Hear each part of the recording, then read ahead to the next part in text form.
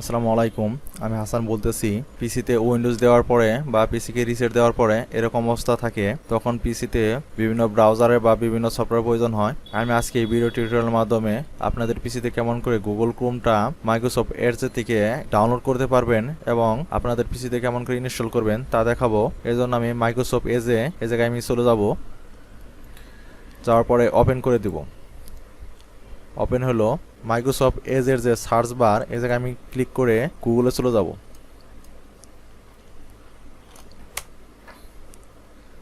আমি গুগলের ওয়েবসাইটে চলে আসলাম। তারপর এই জায়গায় থেকে আমি লিখব গুগল ক্রোম।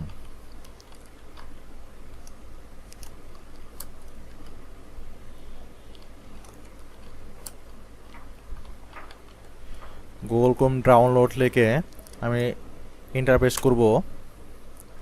তারপরে যে গুগলের ওয়েবসাইট এই জায়গায় চলে আসবে, আমি এটা ভিতরে ঢুকবো।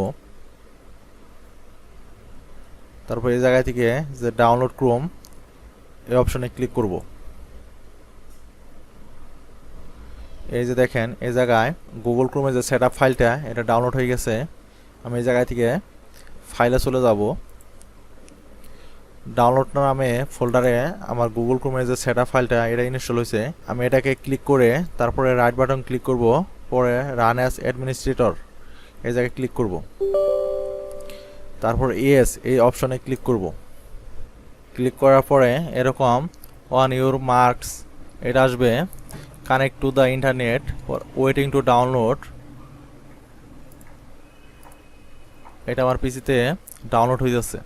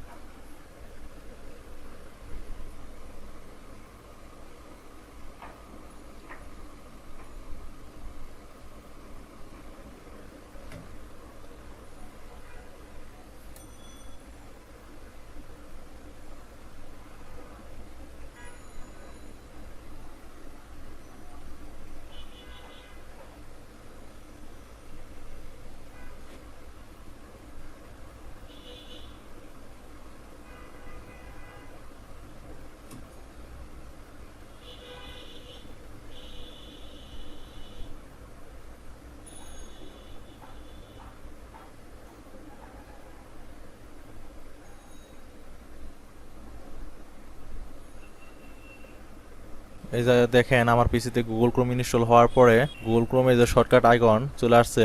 তারপর এই জায়গা থেকে আমাকে কিছু সেট আপ করে নিতে হবে। সেজন্য এই যে গেট স্টার্ট এই জায়গায় ক্লিক করব। তারপর যে ডিফল্টভাবে এগুলো থাকবে আমি এগুলো রাখবো। আপনারা চাইলে রাখতেও পারবেন, আবার না চাইলে উঠাই দিতে পারবেন। টিক মার্ক উঠাই দিলেই চলে যাবে। এই দেখেন চলে গেছে। আমি রাখবো। তারপরে নেক্সট এই জায়গায় ক্লিক করব। তারপরে আপনি ব্যাকগ্রাউন্ড কি রাখবেন, আপনি এর যে কোনো একটা ব্যাকগ্রাউন্ড রাখতে পারেন, বাট আমি ডিফল্টে রাখবো। তারপরে নেক্সট ক্লিক করব। এরপর আপনি আপনার এই গুগল ক্রোমটাকে কি আপনার পিসিতে ডিফল্ট ব্রাউজার হিসেবে রাখবেন। যদি রাখেন তাহলে সেট অ্যাজ ডিফল্ট, আর যদি না রাখেন তাহলে স্কিপ করে দেবেন। বাট আমি গুগল ক্রোমটাকে আমার পিসিতে ডিফল্ট ব্রাউজার হিসেবে রাখবো, এই জন্য সেট অ্যাজ ডিফল্ট এই জায়গায় ক্লিক করে দিব। এই জায়গায় ক্লিক করার পরে এই যে ওয়েব ব্রাউজার এই জায়গায় ক্লিক করতে হবে।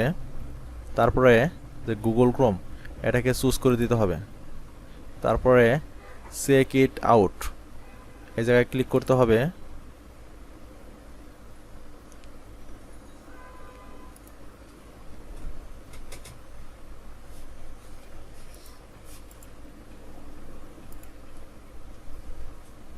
তারপর আবার সেট আপ করে দিতে হবে। দেখেন যে গুগল ক্রোমটা আমার পিসিতে ডিফল্ট ব্রাউজার হিসাবে চলে আসছে।